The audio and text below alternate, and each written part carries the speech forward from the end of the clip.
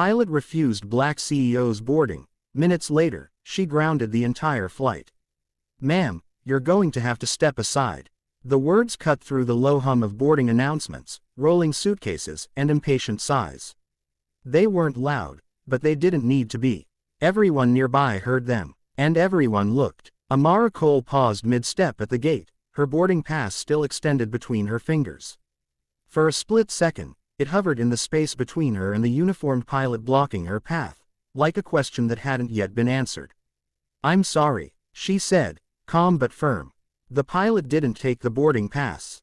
Instead, he folded his arms across his chest, standing just slightly too close, his posture rigid in a way that felt less like policy, and more like judgment. "I said you need to step aside," he repeated. "We'll handle your situation in a moment." Around them, passengers shifted uncomfortably. A few glanced at Amara, then quickly looked away. Others stared longer than they should have. Amara didn't move. "Is there a problem with my ticket?" she asked. Her voice carried something quiet but undeniable: control. The kind of control that didn't need volume. The pilot exhaled sharply, like he was already tired of the conversation. "There's a discrepancy," he said.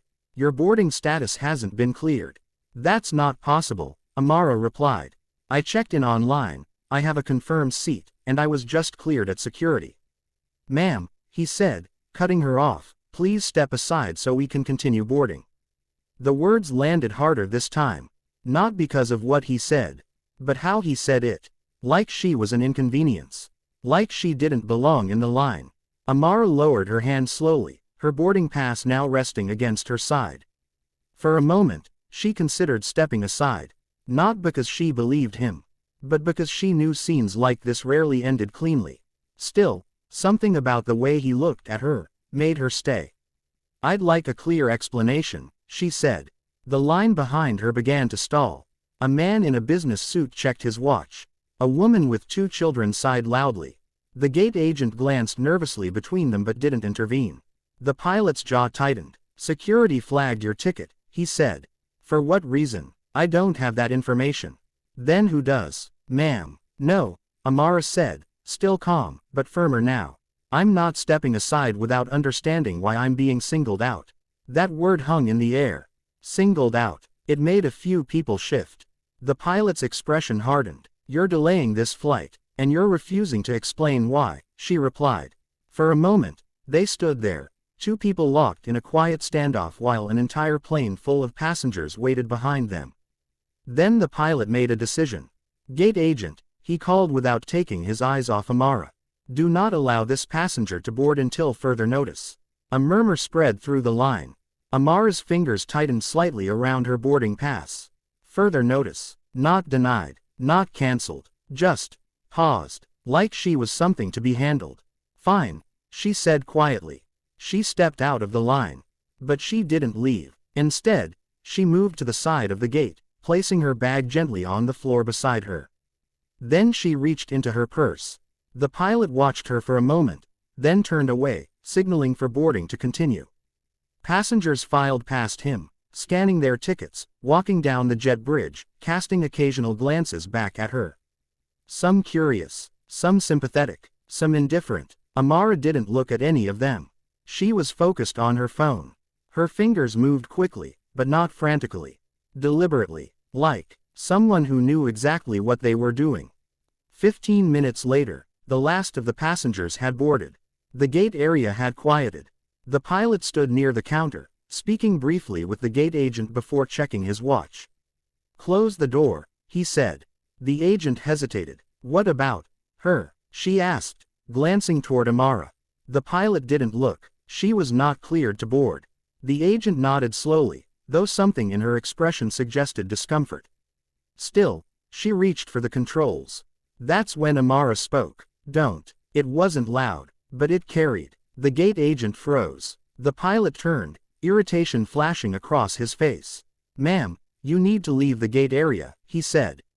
Amara stepped forward. Not aggressively, but with a quiet authority that shifted the energy in the room. "I'm not leaving," she said. "Not yet." "You've already delayed boarding," he replied. "The flight is closed." "No," Amara said. "It's not." Something in her tone made the gate agent pause again. The pilot frowned. What exactly are you implying? Amara met his eyes. I'm saying this flight isn't going anywhere. A beat. Then he let out a short, disbelieving laugh. That's not your decision to make. No, she agreed. It isn't. She glanced at her phone. But it's already been made. The gate agent's screen flickered. A notification appeared. Then another. Her eyes widened. Captain, she said quietly. The pilot turned, annoyance still evident. What is it? She swallowed. The system just flagged the aircraft. What? There's a hold. A hold for what? I don't know yet. It just says operations has placed a temporary grounding order. The pilot stared at her. That's not possible. Amara said nothing. She simply stood there, calm, still, watching. The pilot stepped closer to the counter, leaning over the screen. Call operations, he said sharply. The gate agent picked up the phone with slightly shaking hands. A tense silence filled the space. Amara waited, not impatiently, not nervously, just waiting. After a moment, the agent spoke quietly into the phone, listening, nodding. Then she hung up. Her face had changed. What did they say? The pilot demanded. She hesitated. They said the aircraft is under review, and cannot depart until further notice. For what reason? They didn't specify. The pilot's frustration deepened. This is ridiculous. We're already behind schedule. Amara stepped closer. Delays can be inconvenient, she said softly. He turned toward her, eyes narrowing. What did you do? It wasn't an accusation. Not fully. But it was close. Amara didn't answer immediately. Instead, she studied him. Not with anger, not with satisfaction, but with something more complex. You asked me to step aside, she said. So I did. That doesn't explain this. No, she agreed. It doesn't. Another pause. The tension in the room had shifted. It was no longer about a passenger being denied boarding. It was something else now. Something bigger. The pilot crossed his arms again. Who are you? He asked. Amara held his gaze. My name is Amara Cole, she said. The name didn't register immediately. Not for him, but it did for the gate agent. Her eyes widened slightly. Cole, she whispered. Amara nodded once. Recognition spread across the agent's face. Oh, she breathed. The pilot noticed. What? He asked. The agent hesitated. She's. Amara gently raised a hand. It's all right, she said. Then she looked back at the pilot. I'm the CEO of the company that oversees this airline's safety compliance systems. The words landed like a sudden drop in altitude. The pilot blinked. Once, twice. Processing. That's not. He started. It is, she said calmly. Silence. Heavy. Unavoidable. The pieces began to fall into place. The phone call. The system flag. The grounding order. The pilot's expression shifted. First confusion, then disbelief, and finally, something closer to realization. You grounded the plane, he said quietly. Amara tilted her head slightly. I initiated a review, she corrected. The system responded accordingly. The gate agent stepped back, giving them space. What review? The pilot asked. Amara's voice remained steady. The kind that happens when a passenger is flagged without cause, and denied boarding without explanation.